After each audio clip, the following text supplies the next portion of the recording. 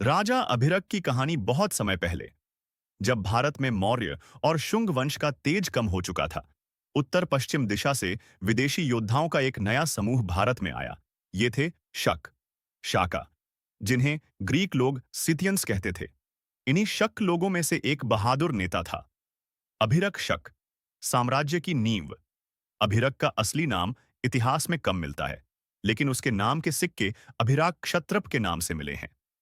वह भारत के पश्चिमी भाग यानी आज के सौराष्ट्र, गुजरात और मालवा क्षेत्र तक आया था। वह शक जनजाति का पहला शासक माना जाता है, जिसने भारत की भूमि पर अपने शासन की नींव रखी।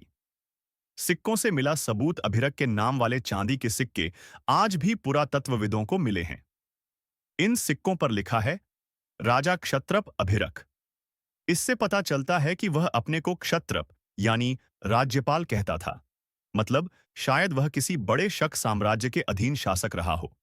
उसके शासन की विशेषताएं: अभिरक ने अपने शासन में व्यापारिक मार्गों को मजबूत किया, स्थानीय राजाओं से संधियां की और सौराष्ट्र क्षेत्र में शक संस्कृति की शुरुआत की।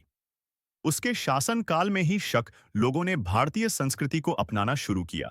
संस्कृत भाषा, भारतीय देवी देवताओं की पूजा और स्थानीय प्रशासन की परंपराएं। अंत और उत्तराधिकारी अभिरक का शासन ज्यादा लंबा नहीं चला। उसके बाद उसका पुत्र बूमक भूमाका गद्दी पर बैठा, जिसने शक वंश को और फैलाया। इस तरह अभिरक ने एक बीज बोया, जिसे आगे के राजाओं ने महान साम्राज्य में बदला। निष्कर्ष: अभिरक भले ही इतिहास में कम प्रसिद्ध हो, लेकिन वह पहला शक राजा था जिसने भारत की भूमि पर शक वंश का झंडा गाड़ा। वह इस लहर का आरंभ था जिसने आगे चलकर रुद्रदमन जैसे महान शासकों को जन्म